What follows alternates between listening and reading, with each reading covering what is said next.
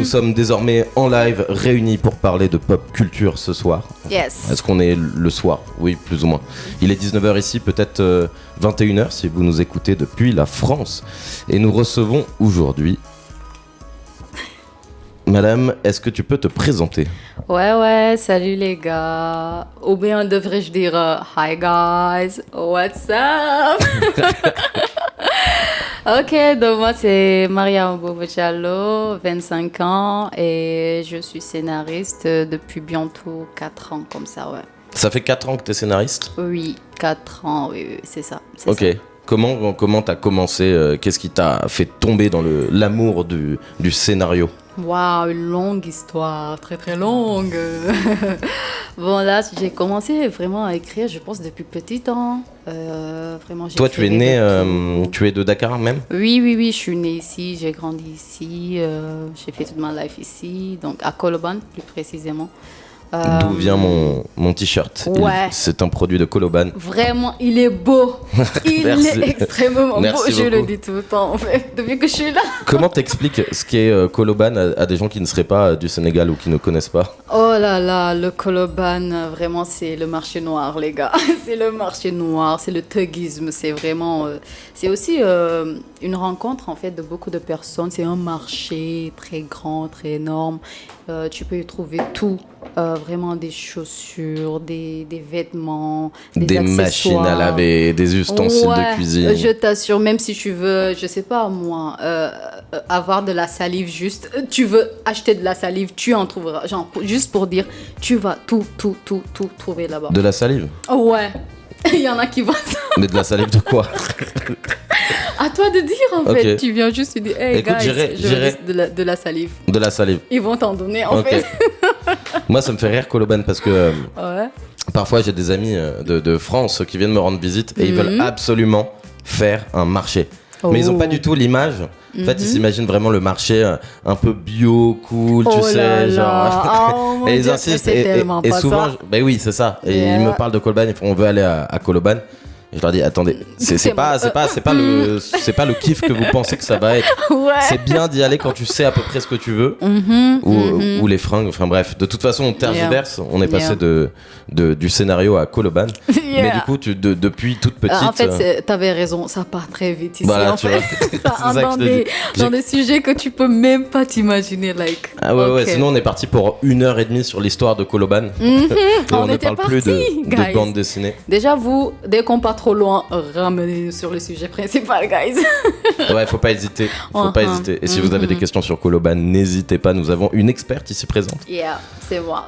Donc, comme je disais, donc j'ai grandi là-bas à Koloban et tout. Bon, j'ai commencé à écrire dès que, voilà, j'ai commencé avec les lettres, vite fait, nanani, nanana.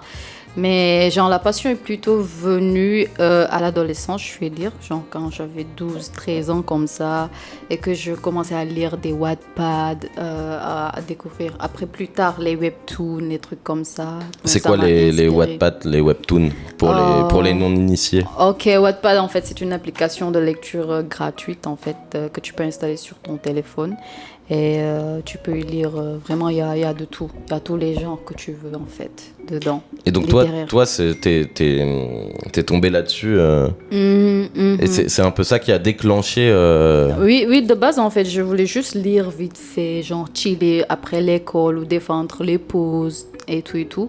Je pense aussi que vraiment tous les jeunes de Sénégal peuvent dire la même chose en fait. C'était toute notre vie, Wattpad et tout. Ah ouais? Genre Yeah. vraiment beaucoup de gens au Sénégal Oh là là, utilisaient ça? énormément. Et jusqu'à présent, il y en a beaucoup qui utilisent en fait. Je pense que c'est plutôt prisé chez les adolescentes en fait. C'est un peu ça. Oui, parce que une des particularités qu'on a au Sénégal, tu me dis si je me trompe, hein, Et vas-y. mais c'est qu'a priori, le format vraiment papier, c'est pas encore trop ça, c'est pas quelque chose...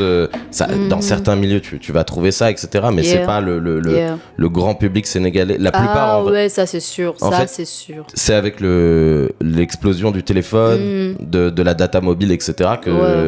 que ça a vraiment poussé les gens là-dessus, non? Ouais, bien sûr, parce que vraiment là, quand tu parles de vraiment un livre que tu as genre en version papier, la plupart du temps pour les élèves, c'est les livres qui sont au programme en fait. Vraiment que pour étudier, mais juste pour lire, pour se faire plaisir, c'est vraiment les Wattpad comme j'ai dit, surtout les adolescents, adolescentes et tout.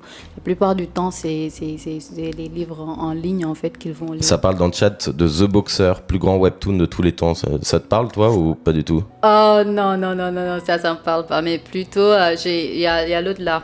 Comment il s'appelle déjà? C'est un webtoon coréen. J'ai oublié le titre en fait, ça m'est sorti de la tête, mais je pense que c'était vraiment le webtoon qui avait fait genre un carton énorme en fait, vraiment partout dans le monde. Donc c'est True Beauty, voilà, c'est True Beauty. Et True Beauty, ça a été même adapté en... Toujours des Coréens, oui, effectivement. Toujours les Coréens. Ils sont trop forts. Ils sont extrêmement forts en fait. Et j'ai vraiment admiré le travail de True Beauty, en fait, que ça soit la narration de l'histoire, que ça soit l'esthétique en elle-même. Aussi, les personnages vraiment ont une telle profondeur, donc c'est vraiment beau, en fait. Tu t'attaches vite aux personnages. Il y a aussi vraiment des choix que le personnage principal elle fait en fait. Tu parles toujours de True Beauty? Ah oui, de True Beauty en fait. Genre la fille, j'oublie aussi le nom, mais bon, genre il y a des choix qu'elle fait des fois que même toi tu te dis genre pourquoi elle a fait tel choix. J'aurais préféré qu'elle fasse un autre, tu vois. Et en fait, tu comprends ça. Donc la tension, le suspense, les regrets, bref, t'es saisi dans l'émotion du truc. Il y a tout en fait, il y a tout, toute la panoplie en fait qui nous plaît bien. Et c'est marrant parce que moi, tu vois, avant d'être ici au Sénégal, je connaissais pas trop ce lore là, Webtoon, Wattpad, etc. Ah ouais. En fait, ouais, non. Et je vois que c'est vraiment ici, ça a l'air d'être très important, quoi. Oh ouais, c'est vraiment une partie entière de la culture pop ici, je pense. Dès que tu parles livre, c'est Wattpad, c'est les Webtoons et ouais, aussi les mangas en fait. Dernièrement, je pense, ça fait. Mais toi, c'était les Webtoons avant les mangas? Oui, Okay. Moi c'était. Par exemple, les mangas, les animes, vraiment, j'ai découvert ça en 2020, donc vraiment récemment et tout, grâce à mon meilleur ami, Alioune Diouf, qui était vraiment fan. Lui, c'est depuis la naissance, en fait, il boit ça, il vit ça. Donc, j'ai vu comment il était passionné par ça. Je me suis dit, waouh! Mais genre, ça doit être un univers beau. Genre, comment il en parle. Chaque fois, il me suggère en fait des trucs. Meuf, il faut que tu vois ça, il faut que tu vois et tout et tout.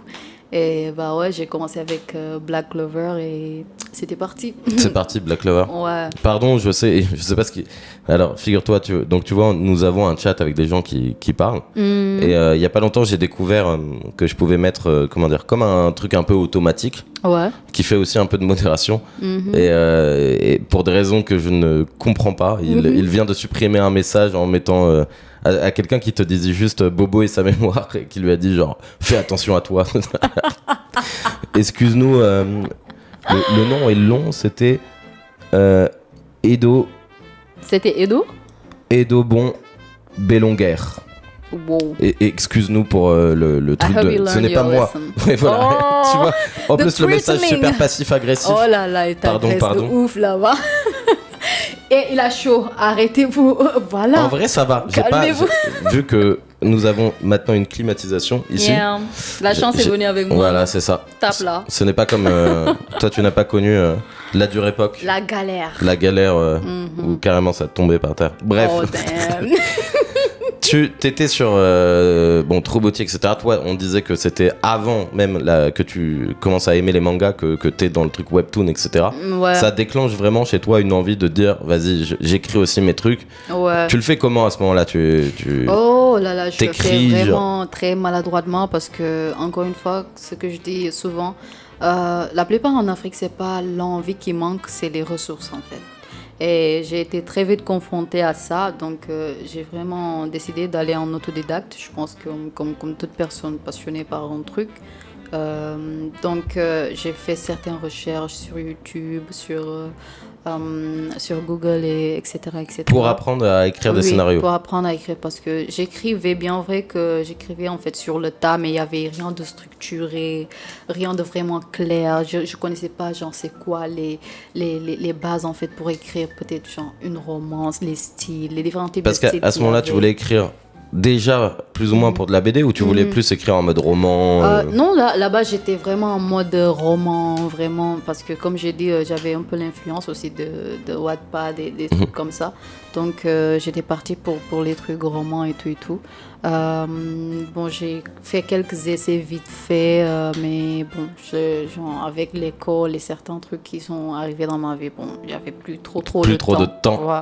Jusqu'en 2020, là, quand j'ai vraiment été plongée la tête la première dans l'univers des animes, en fait. Ah, c'est en 2020 ouais, que t'as... là, c'est revenu, en fait. Là, la passion, elle est revenue, genre plus. Genre, quels animes ont été vraiment ceux qui ont déclenché à nouveau la flamme?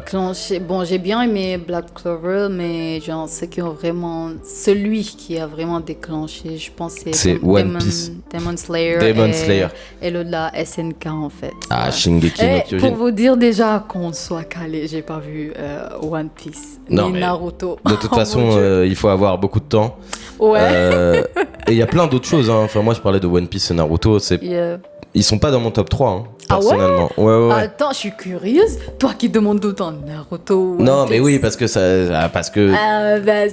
se chevauche. Il y a Naruto, One Piece, il y a un côté PSGOM. Les deux là, tout laisse en fait. Voilà, les gens, ils peuvent se manger dessus en fait. Je trouve ça assez marrant. Et puis les Sénégalais, ils partent au quart de tour dans ces moments-là. Non, ils sont cash. Ils sont cash en fait. Ils te disent Naruto. Non, mais arrête, Naruto, tu peux pas. One Piece, machin, etc. Ouais, non, One Piece en fait. Moi, vraiment dans mes top, déjà il y a Hunter x Hunter. Ça, moi, il est là. C'est vraiment un manga que j'aime énormément. Kiff. Depuis peu, là, j'ai eu un gros coup de cœur pour un nouveau là, qui s'appelle Du Mouvement de la Terre. J'en parle beaucoup. Qui est sur Netflix. Oh, j'ai pas encore vu. Faut que je qui est sorti il y a pas longtemps et qui est très particulier. Il y a Vinland Saga que j'aime bien aussi. Ça change en fait tout le temps. Et il y en a un. Ça, vraiment, lui aussi, il reste dans mon cœur. Il s'appelle Kaiji. Kaiji. Ouais. Je pense en avoir déjà entendu parler. C'est le manga qui a inspiré plus tard les Coréens pour faire Squid Game. Ils se sont inspirés de Kaiji, justement. Oh, that's crazy. Ah, ça, c'est fou. Et dans les commentaires, nous avons totalement d'accord en ce qui concerne le manque de ressources dans le milieu artistique en général en Afrique. C'est trop souvent vu comme un domaine pas safe ou rentable. Du coup, il n'y a pas vraiment de ressources nécessaires pour se développer. Et moi, c'est précisément ça que je trouve génial. Moi, parce que je me retrouve en ça un petit peu. Bon, moi, je te disais, j'ai fait une école de cinéma. Mais vraiment, cool. Ça, c'était très chouette. Mais je pense que 90% de mon savoir, en réalité, je l'ai appris grâce tout seul, en fait. À Internet. Internet qui change, c'est vraiment, tu vois, au centre presque de mes préoccupations, même si je m'en inquiète de plus en plus pour l'avenir. Mais je trouve ça incroyable que dans les années 2000, il y a ce truc où d'un coup, que tu sois au Sénégal, que tu sois à Cuba, que tu sois aux Philippines, Guinée, on peut voir la même chose, on a un espace commun, on peut nous aussi diffuser des choses, et on peut voir la culture des tutoriels. Moi, je suis plus... Bon, mais là où je m'y connais un peu plus, c'est dans le cinéma. Et j'avais fait un documentaire sur une industrie de films d'action qui est en Ouganda, qui s'appelle Wakaliwood. Ah ouais? Ça te parle?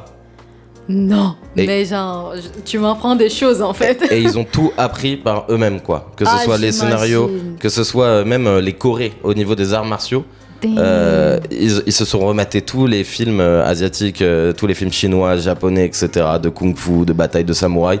Et ils ont reproduit les trucs. De manière générale, je trouve ça incroyable. Qu'ils ont, c'est incroyable en fait. Internet, le berceau des autodidactes, c'est exactement ça. C'est exactement ça.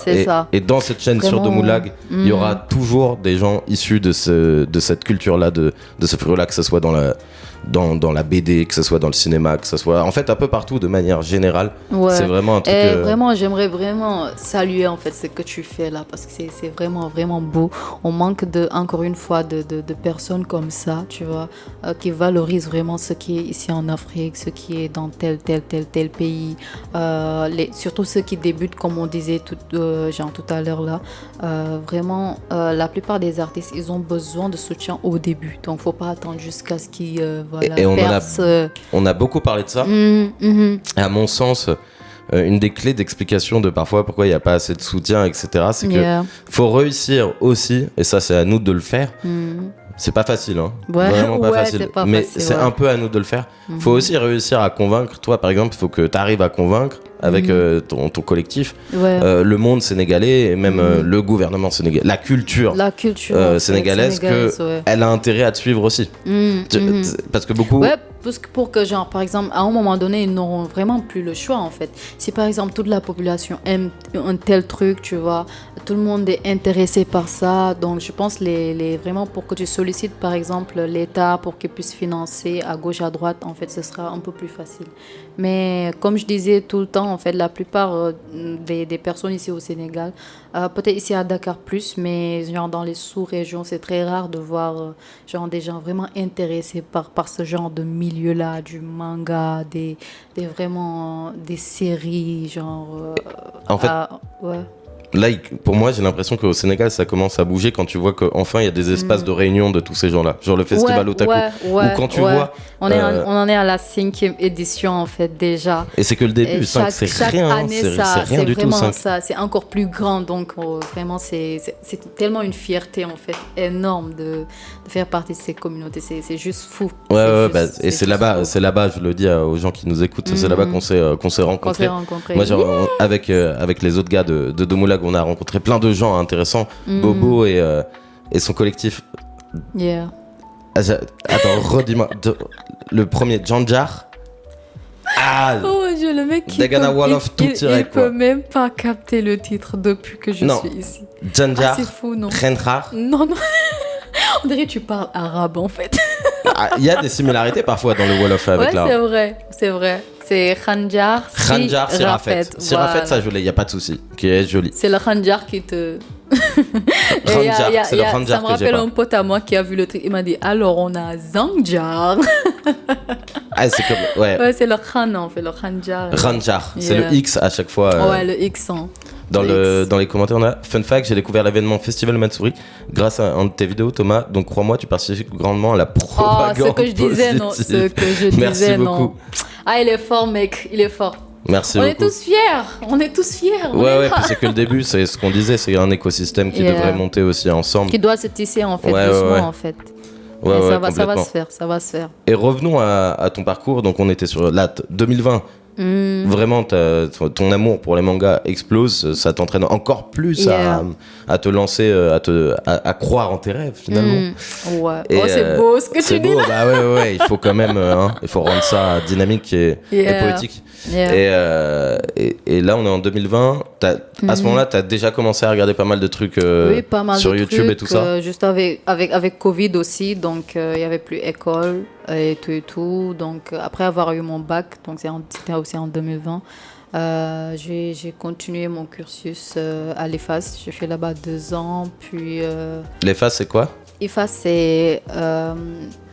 université, je pense, des administrations des affaires. Ok. C'est l'administration des affaires. Parce que du coup, toi, tu fais un boulot qui n'a rien à voir avec... Rien à voir, en fait. Absolument rien à voir. Donc, j'ai continué un peu les études vite fait. J'ai fait les 2 ans, j'ai eu mon DUG. À la sortie... T'as cravaché. Oh, mais de trop. Après, j'ai fait 1 an, en fait, où j'ai arrêté les études, tu vois, vite fait. Donc vraiment, c'est un an là, je me suis consacrée à ma passion. Donc j'ai beaucoup écrit, fait quelques voyages vite fait à l'intérieur du Sénégal. Genre, je suis partie à Saint-Louis. Donc c'est vraiment... C'était pourquoi? Pour essayer aussi de... Parce que ça, c'est méga important. Et c'est pas une question de Sénégal ou pas. C'est vrai que quand moi, tu vois, je viens de Paris. Je suis un Parisien. Toi, t'es Dakaroise. Oui. C'est vrai que il y a tellement d'histoires qu'on n'a pas. On est très parfois citadins. Et quand on vient de la capitale, on est un peu centré sur nous-mêmes. Bien sûr, alors bien qu'en sûr. réalité, il y a une telle diversité d'histoires, de machins. Une telle beauté, en fait. Je pense que c'était un peu ça. Je me disais, en fait, j'ai toujours vécu à Dakar, j'ai grandi ici. Genre, mes vacances, les deux fois où j'ai eu les vacances, c'était en Guinée, en fait, tu vois. T'es allé en Guinée ? Oui, en Guinée-Conakry, vite fait, et je suis revenue. C'est joli, la Guinée. Oh, c'est très beau. T'as pu bouger un petit peu ? Je suis allée à Kamsar, j'ai fait l'Abbé vite fait, puis je suis revenue, en fait. J'ai fait aussi Gawal, lui. J'ai fait Gawal. Gawal, c'est le village de mon père, en fait. Ok, mais qui là, a des origines de Guinée. Ouais, ça c'était longtemps. Genre, j'avais 5-6 ans, un truc comme ça, quand je suis partie au village. Mais wow, j'en ai encore les souvenirs et tout. Donc, c'est vraiment beau. J'espère un jour pouvoir sortir un truc dessus. Donc, sur vraiment, un manga vraiment sur ce village-là. Ah bah ouais, je pense que ça serait exceptionnel. Et au Sénégal, t'as bougé, tu disais aussi, t'as fait Saint-Louis. Ouais, j'avais toujours une envie folle, en fait, de découvrir le Sénégal. Je me disais, genre, je reste toujours sur Dakar, je fais ma vie ici. Genre, why not aller voir ce que le Sénégal a à offrir, en fait. Parce qu'on a 14 régions, genre, sans blague, quoi. T'es allé près de Tambacounda et tout ça, Sénégal oriental? Je suis allée à Ziguinchor. Ouais, donc en Casamance. Je suis passée par Tambacounda, mais j'ai pas fait d'arrêt là-bas. Il y a d'ailleurs faut que tu saches, il y a un duo là. Il y a un Sénégalais dans notre collectif qui est en Casamance en ce moment. Oh. Qui devrait pouvoir lancer des streams la semaine prochaine depuis la Casamance. Ah, c'est trop cool. La Casamance, c'est beau aussi. Il fait très chaud. Mais oh là là, que l'écosystème est beau. Ouais, le Kankourang. Ah, le Kankourang. Oh, j'ai eu tellement peur quand j'y étais. Tu l'as vu? Oh. Ouais, je l'ai vu une fois. Et surtout que normalement, les femmes, vous n'êtes pas censées le regarder ou vous approcher, c'est ça, non? Ah, mon frère, j'avais quitté Koloban. Je suis une Kaira, une racaille. Toi, t'es une Kaira? Je suis allée là-bas. On m'a dit, meuf, faut pas. Et je suis sortie comme ça pour regarder vite fait. Tcha, tcha, tcha. Et là, il a fait... En mode ninja, non, il était loin. Mais vraiment, j'ai pris mon temps pour regarder. Et ma mère qui était derrière. Bobo, rentre à la maison. T'avais quel âge à ce moment-là?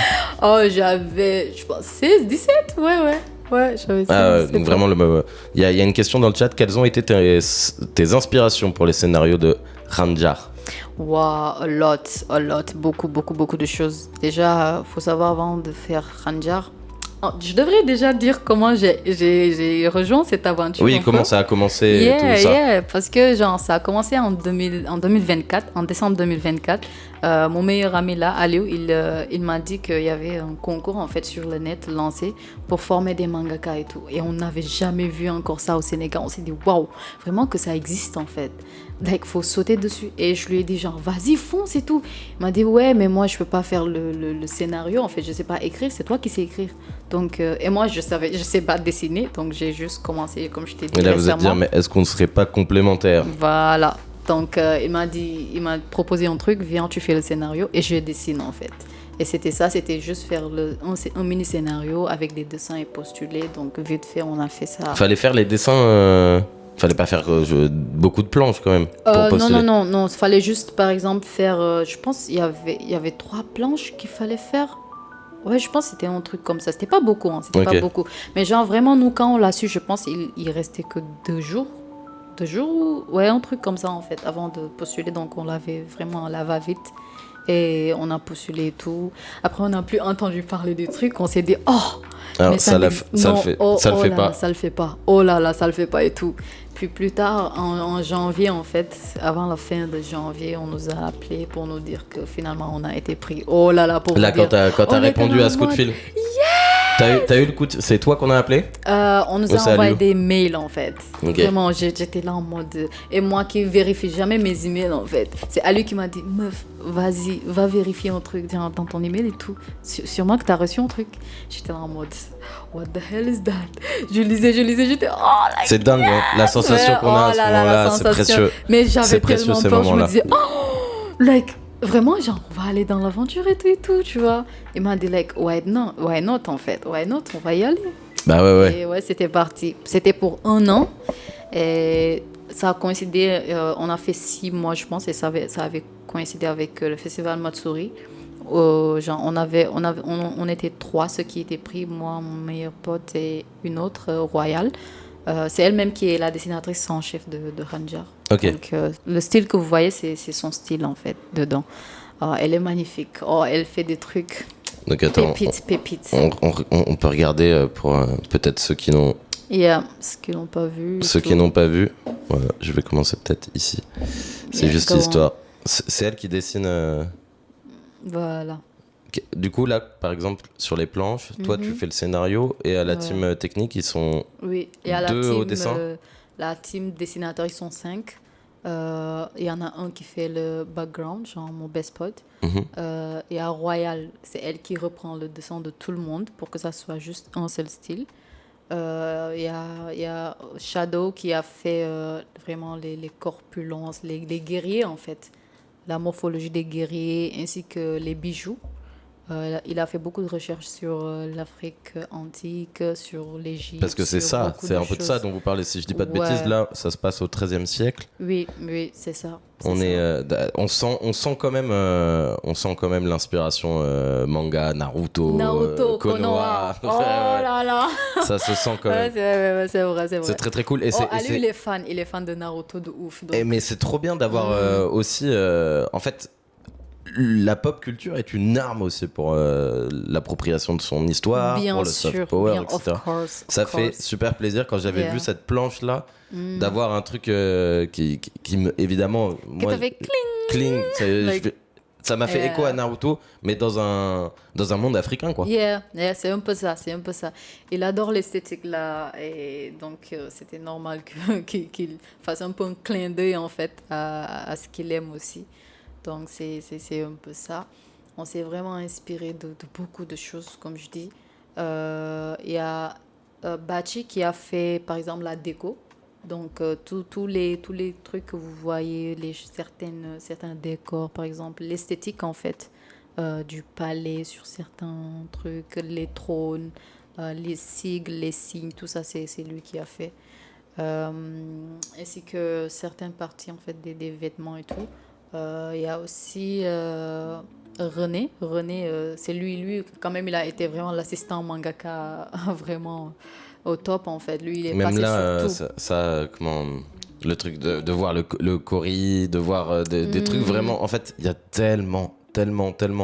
L'image... comment dire la culture africaine avec les cultures africaines sont tellement vastes, il y a tellement à piocher dedans, elles sont tellement pas exploitées finalement dans la...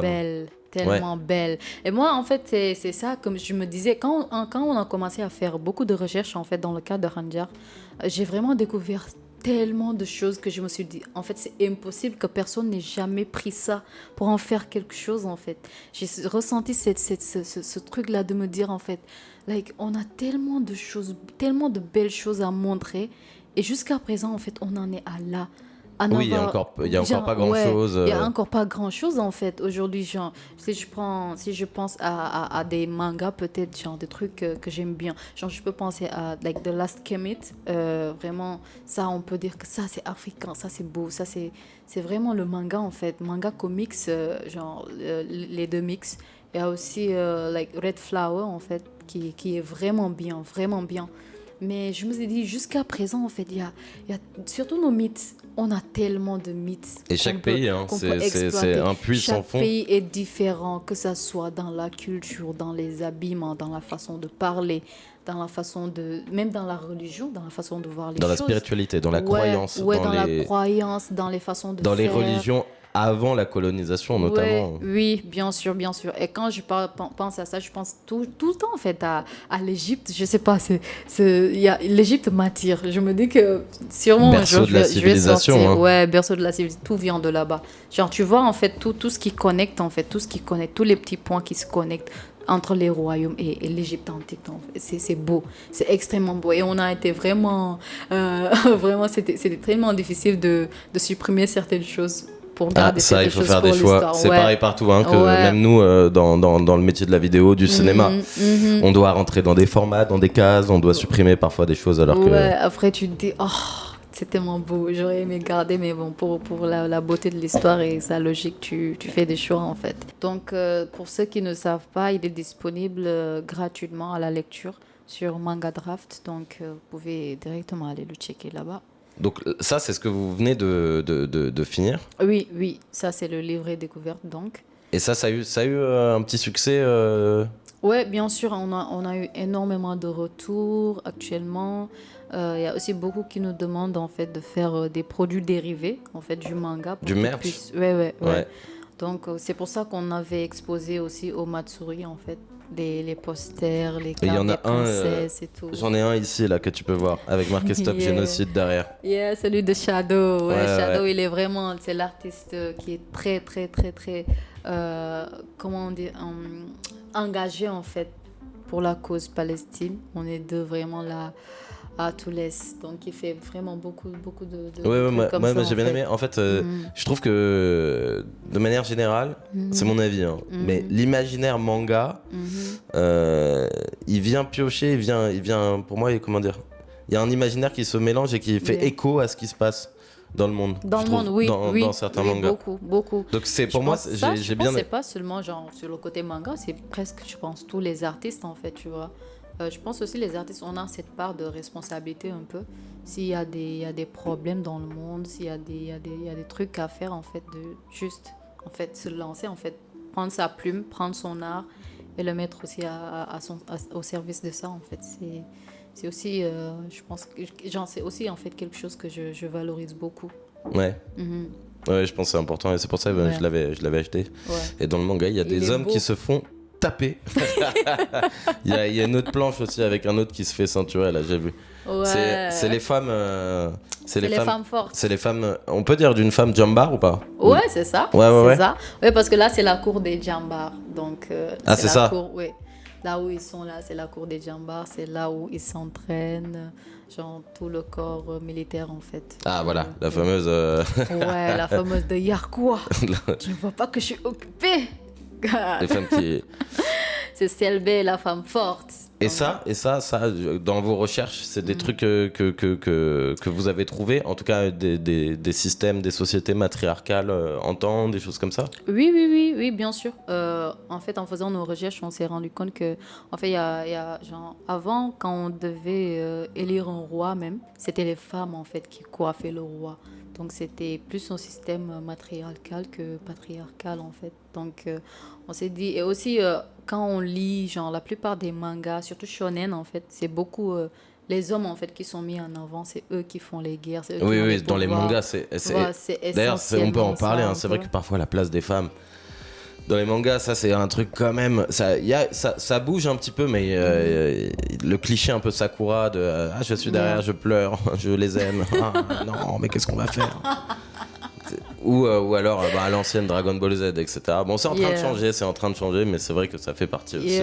Ouais, c'est en train de changer quand même. C'est en train de changer, mais jusqu'à présent, c'est rare de voir que c'est une femme qui se bat, c'est une femme qui a la force, c'est une femme en fait qui fait. Et la plupart, c'est les hommes. Donc, même dans notre team, en fait, je pense que c'est 70% d'hommes. On n'est que 2 femmes dans la team.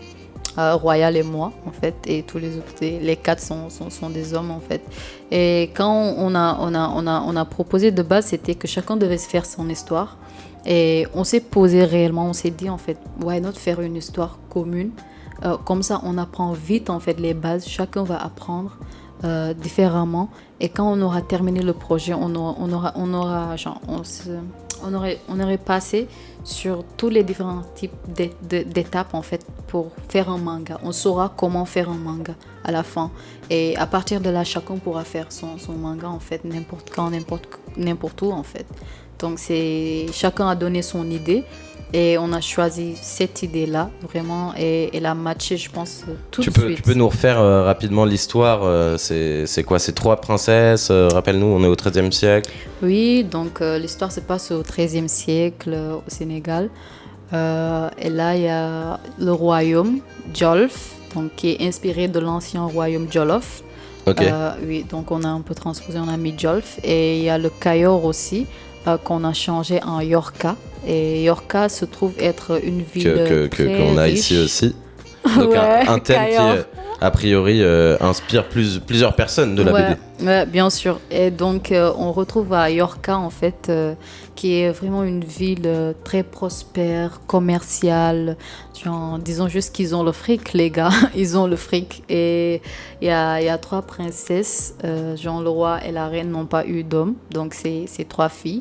Et ce sont les 3 filles qui sont en fait chargées un peu du royaume, en fait, de tout ce qui concerne le royaume. Il y a Ndate qui est l'aînée et qui a 18 ans. Donc elle est un peu la businesswoman, la boss en fait, qui gère le commerce. Ensuite, il y a Selbe qui a 17 ans. Donc c'est elle qui frappe des gars. C'est la Jambar.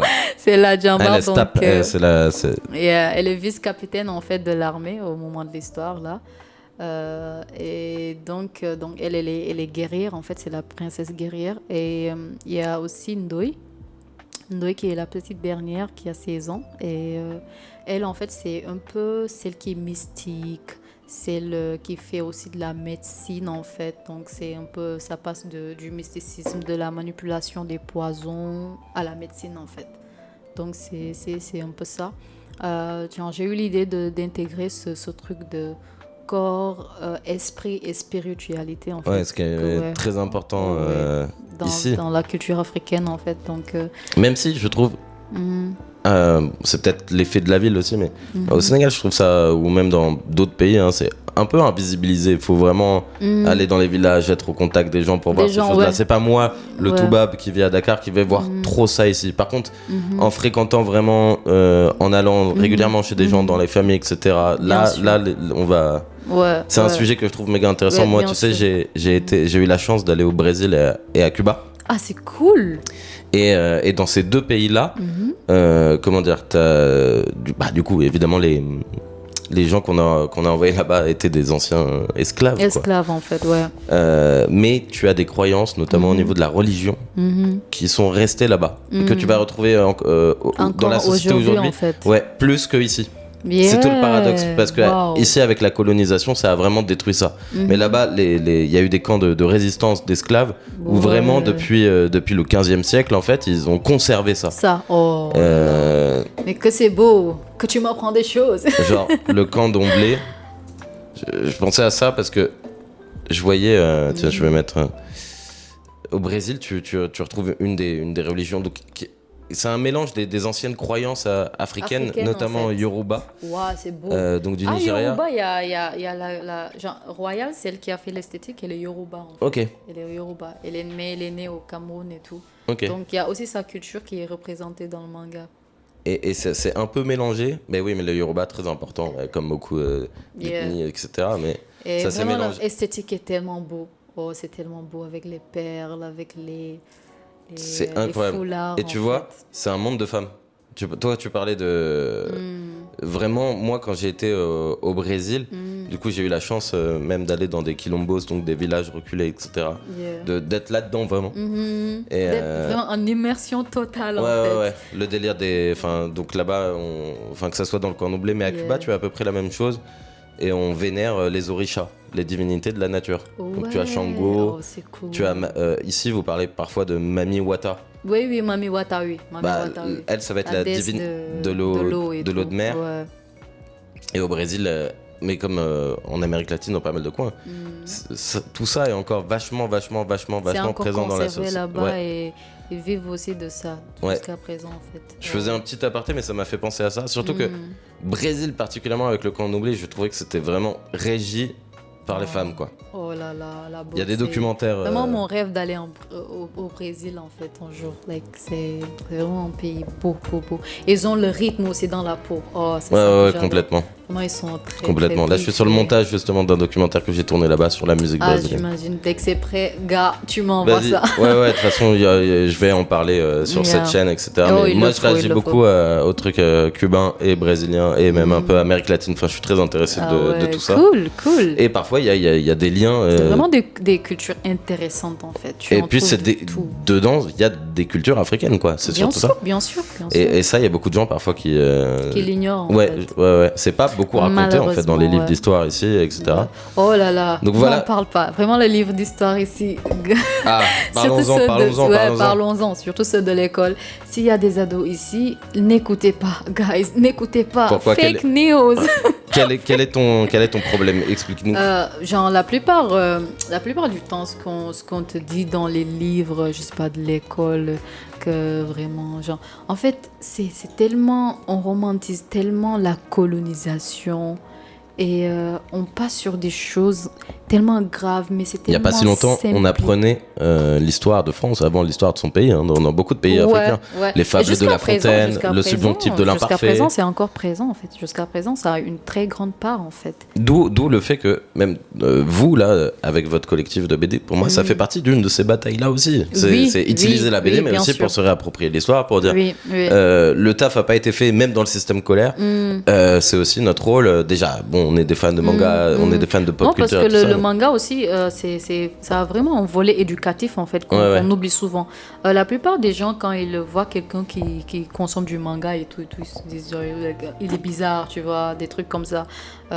Qu'est-ce que ça peut t'apporter, des trucs comme ça. Mais aujourd'hui, il ne faut pas oublier que les mangas sont tellement, genre, des fois, ils te sortent des trucs tellement philosophiques, ils t'éduquent tellement. Et il y a beaucoup qui ont grandi avec, en fait. L'esprit shonen. Voilà, l'esprit shonen, en fait, t'éduque tellement que aujourd'hui, tu trouves vraiment des contes dédiés qu'à ça, qu'à la philosophie, en fait, des mangas, en fait. Genre, aujourd'hui même, ce matin, j'avais cette discussion-là avec un ami, en fait, qui me disait les mangas, vraiment, c'est tout sauf philosophique, en fait. On a failli se fight. Moi qui ai le champ chaud, après, c'est comme tout, hein. Ouais. T'as des trucs vraiment nuls, ou alors... juste orienté sur les combats, et puis t'as des trucs qui vont être orientés sur la morale, sur les valeurs. Down, en fait, vraiment ça aller chercher plus loin, en fait, chercher plus loin. Donc je pense que ça aussi, il faut sensibiliser en fait à ça aussi. Ce serait très important que vraiment le manga c'est pas vraiment un truc de gamin. Je pense qu'on l'a tous entendu ici. Mais c'est en train de changer de toute façon. Surtout ici sur le continent africain où la démographie elle est relativement jeune. Je crois que c'est plus de 50% qui ont moins de 30 ans, de quelque chose comme ça. Ouais, bien sûr. Donc c'est aussi que c'est une audience qu'on peut pas nier. On peut pas laisser aujourd'hui comme ça, maintenant en fait. Tout le monde. Et moi je pense que vraiment c'est ça aussi notre but en faisant Handjar. Vraiment, je pense toute l'équipe on avait ça en tête. C'était que le fait en fait d'éduquer aussi à travers Handjar. Genre par exemple aujourd'hui la jeunesse que je vois qui consomme à gauche à droite tout le temps des produits en fait faits par d'autres que nous, qui parlent d'histoires d'autres que les nôtres en fait. L'Afrique a toujours été racontée par les gens de l'extérieur. Voilà, c'est ça. Ou alors effectivement, ici, ça subit le soft power. Il y a tout le Hollywood, etc. Enfin, il est temps aussi que l'Afrique ait ses propres icônes, qu'elle s'auto-valide aussi. Oh, vraiment, ça, j'aimerais beaucoup le voir. Et ça commence à changer, heureusement. Parce que vraiment, il y a de cela certaines années, tu parles que c'est un Africain qui a fait, ils vont te regarder bizarrement, en fait. Tu vois, non. Ils vont même pas essayer d'aller voir. Mais aujourd'hui, je pense qu'il y a quand même cette prise de conscience. Toi, tu parles du complexe qui a longtemps eu ici. Oui, je parle en fait. Qui est hérité de la colonisation, évidemment. Bien sûr, je parle de ça. Donc, vraiment, des œuvres comme Handjar aujourd'hui, si tu le donnes, par exemple, à ton enfant, qui soit en bas âge ou tout ça, qu'il lise et qu'il se dise, ah, ça, c'est inspiré de notre histoire, en fait. Ah, il y a une partie qui parle du Kayor, peut-être il y a ça qui parle de Jollof, il y a ça. Ça va pousser, en fait, l'enfant à être curieux, à aller voir plus loin dans sa propre culture, en fait. Et c'est surtout là où on arrive, parce que la suite, elle est déterminante aussi. Vous avez sorti, du coup, ce premier tome, c'est pas vraiment... Si, on peut dire. Livret découverte. Yeah. La suite, c'est quoi, là? Bon, là, on est en train de bosser sur le tome 1. On prévoit de faire jusqu'à 3 tomes en tout. Donc, tome 2 et 3.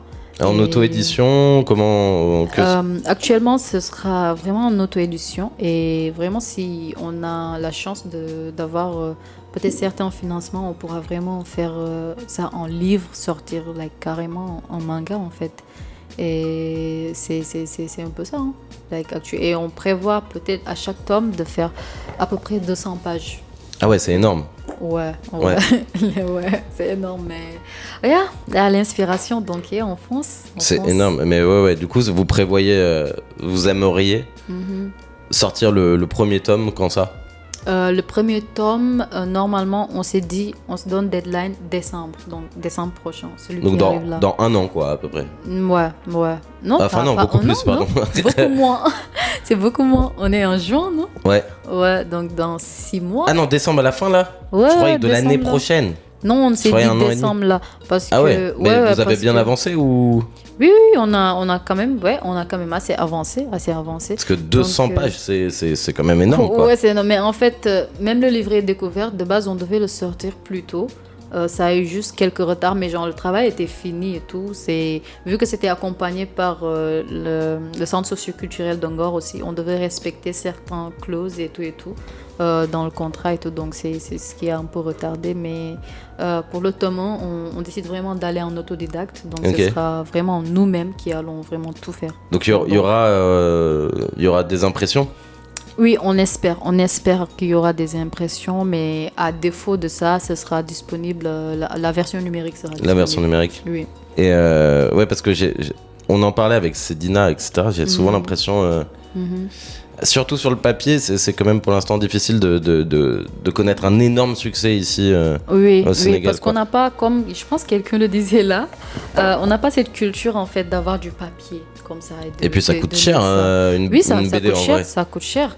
Et comme je disais, en fait, la plupart de ceux qui lisent ça, c'est les adolescents et ils n'ont pas beaucoup de moyens en fait pour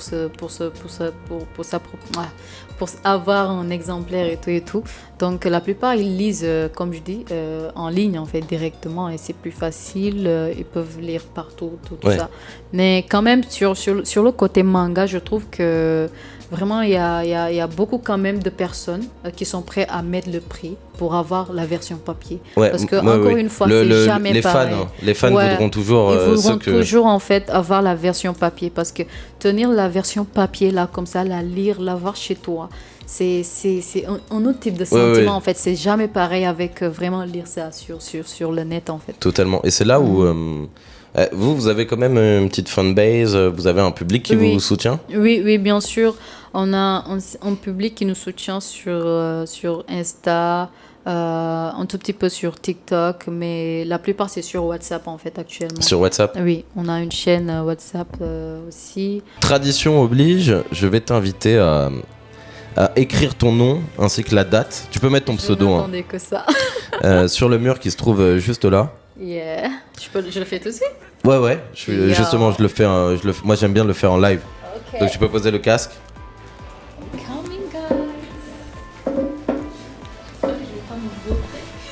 Non. Donc nous sommes le 26 juin 2025. Dans un an, Khanjar Sirafet aura conquis le cœur des Sénégalais, des Sénégalaises et des Français, car la diaspora aura joué son rôle. Tu sais, je pense souvent aussi au succès des Aya de Yopougon et tout ça. Et là-haut aussi, ça peut marcher fort. Hein. Il peut y avoir une attention si des gens vont entendre manga sénégalais.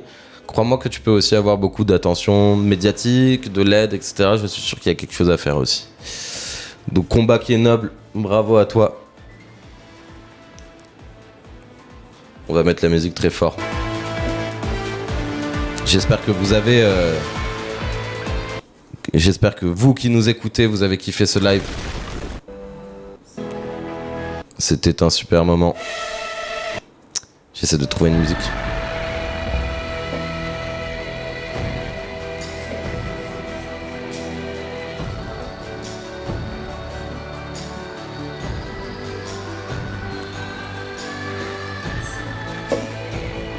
C'est bon, t'as pu marquer la légende de ce mur qui vaudra des milliards de francs CFA dans quelques années. Ça c'est sûr. Les gens se battront pour avoir les autographes. Donc Bobo, dis-moi, on peut te retrouver où sur les Instagram, les machins, etc. Là c'est le moment promo avant la toute fin. Yeah, ok. Donc vous pouvez me retrouver déjà mon compte Instagram, c'est Bobozme, BOBEUZ-ME. Bobasme. Et ouais, je pense que Actu, c'est le seul compte que j'ai. Sinon, il y a le compte Hanjar que vous voyez là. Hanjar Serafet que vous pouvez suivre pour toutes les nouvelles qui vont concerner en fait le manga. Et sinon, il y a aussi notre chaîne WhatsApp en fait qui vient d'être créée il n'y a pas longtemps. Je vais te le partager après, tu pourras le partager. Je le mettrai dans le montage. Voilà. Avec le replay sur YouTube. Yeah, pas de souci. Donc, that's it, guys. Et donc, merci beaucoup de nous avoir écoutés. Merci. Et puis, excellente soirée à vous. Yeah, allez, ciao. bye, guys.